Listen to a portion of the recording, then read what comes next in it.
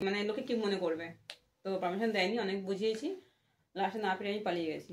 মরণকূপে stunt করতে তো অনেকেই দেখেছেন, কিন্তু সুন্দরী স্মার্ট মহিলার মরণকূপে সজোরে হাত ছেড়ে পা উঠিয়ে ফ্লাইং কিস করে বাইক চালাতে কতজন দেখেছেন?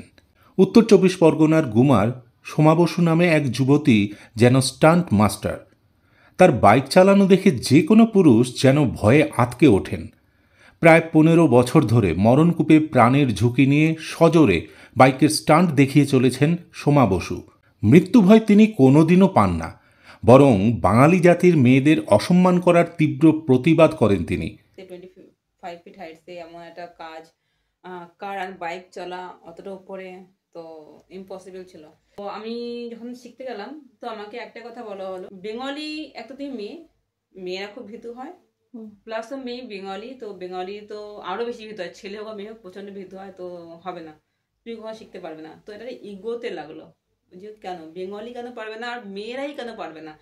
তিনি জানান, মেয়ে হয়ে স্টান্ট করতে গিয়ে অনেক অসুবিধার মধ্যে পড়তে হয়, এমনকি মেয়ে বলে তুচ্ছ করা হয় সোমাকে।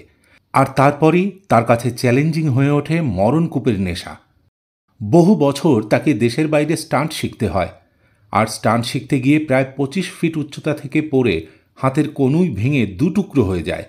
অজ্ঞান অবস্থায় ভর্তি করা হয় তাকে, আর জ্ঞান ফেরার ১৫ দিনের মধ্যে ফের স্টান্ট ময়দানে হাজির হয়ে যান সোমা। মহিলা হয়েও নির্ভয়ে প্রতিনিয়ত স্টান্ট দেখিয়ে চলেন তিনি। দেশে বিদেশে বিভিন্ন জায়গায় মরণকূপের শোতে অংশ নেন সোমা বসু। আর সেখানে তার বাইক চালানো দেখে এক কথায় ছেলে থেকে মেয়েরা যেন ফিদা হয়ে যায়। মরণকূপের শো দেখানোর পর সোমাকে ঘিরে সেলফি তোলার ধুম পড়ে ছোট থেকে বড়দের মধ্যে। সেখানে যেন হিরোইন সোমা বসু। মরণকূপের শোয়ের বাইরে শো শুরুর আগে যেভাবে বসে থাকেন, তাতে যেন মনে হয় তিনি বাকি ৫টা মহিলার থেকে আলাদা। সত্যিই তিনি আলাদা। পাশাপাশি শো শুরু হওয়ার সময় বাইকের শব্দে যেন হাততালির ফোয়ারা ওঠে বিশালাকৃতি মরণকূপের ভেতর। মেয়েদের একটু ইনকামটা বেশি আছে, কেননা একটা মেয়ে, আর ওখানে অ্যানাউন্সমেন্ট হয় মেয়ে বাইক চালাবে, ঠিক আছে, এতগুলো ছেলের মাঝখানে। তো শুধু তাই নয়, সোমা বসু নিজের রয়্যাল এনফিল্ড বাইক চালিয়ে গোটা দেশ বিদেশ ঘুরে বেড়ান একা।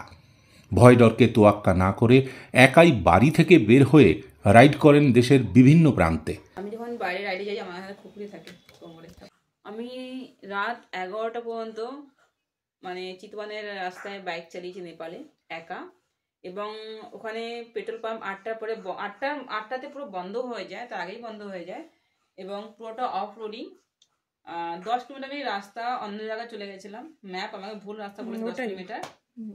এমন জায়গায় যে ওই রোডে আমার বাইকের লাইট ছাড়া কোনো বাইক নেই, কোনো কার নেই, খুব দূরে হয়তো একটা ট্রাক কোথায় দেখা যাচ্ছে।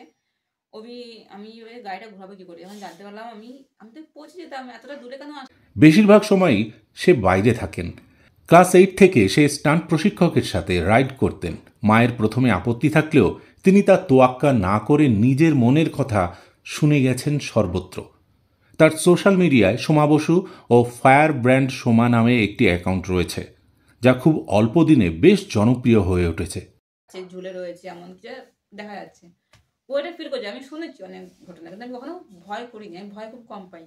কিন্তু ওই দিনকে আমাকে মনে হচ্ছিল আমি মিররে দেখতে পাচ্ছিলাম না, না যদি যদি দেখতে পাই তো আমি হয়তো ভয় হয়ে মানে পড়ে গেলাম, তো আমি মিররেও দেখছিলাম না, গাটা একটু ভারী ভারী মনে হচ্ছিল, মানে কেউ বসে আছে, কারণ ওইসব। সোমা বসুর সাহসকে কুর্নিশ জানাই। তার এমন সাহস দেখলে অবাক না হওয়া ছাড়া উপায় নেই।